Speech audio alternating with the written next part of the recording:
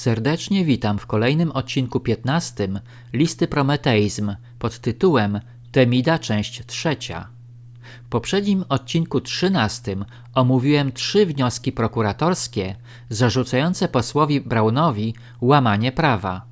W tym odcinku zajmę się 2 kolejnymi wnioskami dotyczącymi posła Brauna.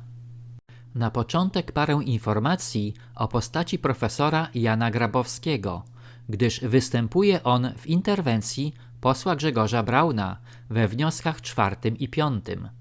Jan Grabowski urodził się w Warszawie jako syn Zbigniewa Grabowskiego, profesora chemii, laureata Nagrody Fundacji na Rzecz Nauki Polskiej. Jego ojciec pochodził ze zasymilowanej rodziny żydowskiej i ocalał z Holokaustu. Grabowski w 1986 roku ukończył studia historyczne na Uniwersytecie Warszawskim, a stopień naukowy doktora uzyskał w 1994 roku na Wydziale Historii Uniwersytetu Montrealskiego. Obecnie zatrudniony jest na Wydziale Historii Uniwersytetu w Ottawie na stanowisku profesora. Jego specjalizacją są badania Holokaustu, a szczególnie roli Polaków w zagładzie Żydów w czasie II wojny światowej.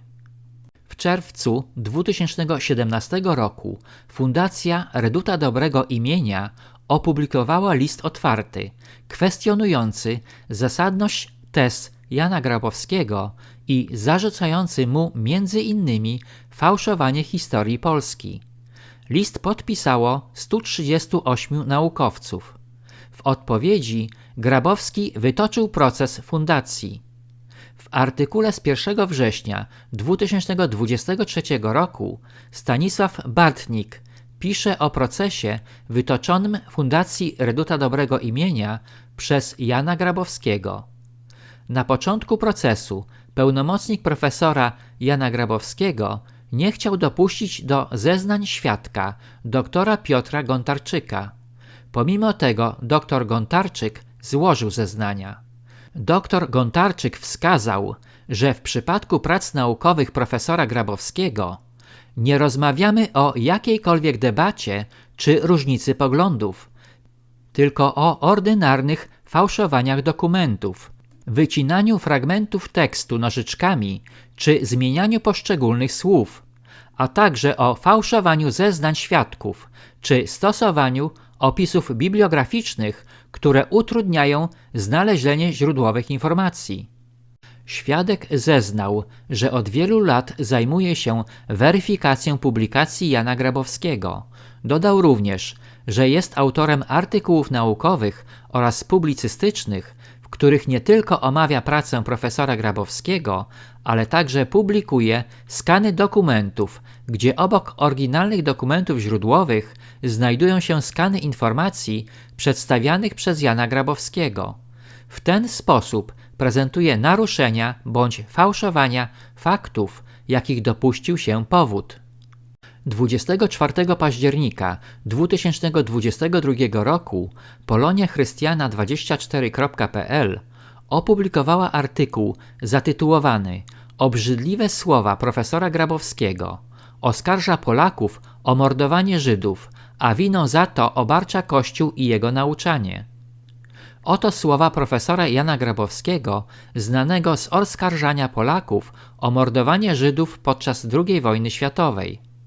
Skala tych horrorów, w których Polacy byli współsprawcami bez niemieckiego przymusu, była ogromna. Grabowski utrzymuje, że winnym tego rzekomego masowego zjawiska jest nauczanie Kościoła katolickiego, który jego zdaniem sieje ziarno nienawiści. Na łamach portalu natemat.pl profesor Jan Grabowski promował jedną ze swoich książek. Podczas rozmowy przypomniał swoje skandaliczne tezy i szacunki, wedle których Polacy masowo mordowali Żydów w trakcie niemieckiej okupacji. Oskarżył Polaków między innymi o współsprawstwo i mordowanie społeczności żydowskiej, bez jakiejkolwiek formy przymusu ze strony Niemców. I teraz dochodzimy do wniosku czwartego, w którym prokurator oskarża posła Brauna, że 30 maja 2023 roku zjawił się w siedzibie Niemieckiego Instytutu Historycznego w Warszawie na wykładzie profesora Jana Grabowskiego pod tytułem „Polski narastający problem z Holokaustem”. Przerwał wykład Grabowskiego i zniszczył sprzęt nagłaśniający i laptop. Wniosek piąty dotyczy tej samej sprawy i oskarża Brauna, że nie opuścił siedziby Niemieckiego Instytutu Historycznego pomimo żądania osoby uprawnionej, czyli dyrektora Milosa Reznika. Mało tego, okazuje się, że ambasada Niemiec złożyła na Brauna skargę do Sejmu, prosząc Elżbietę Witek o reakcję.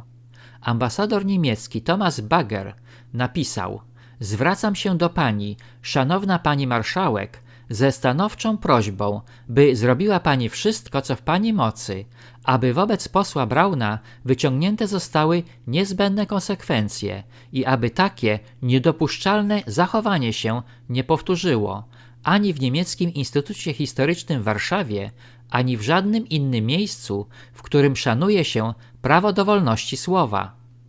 Moi drodzy, słowa ambasadora to chyba kpina z prawa.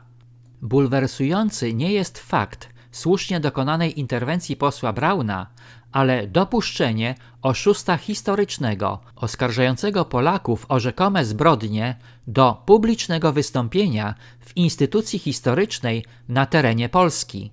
Według mojej opinii, takiego człowieka, siejącego wrogą propagandę antypolską, nie tylko nie wolno dopuszczać do wypowiedzi szkalujących Polskę i Polaków w miejscu publicznym, ale być może zabronić mu nawet wstępu na teren naszego małego imperium. Na tym zakończę odcinek 15, w którym przedstawiłem postać Jana Grabowskiego, szkalującego pamięć historyczną Polaków.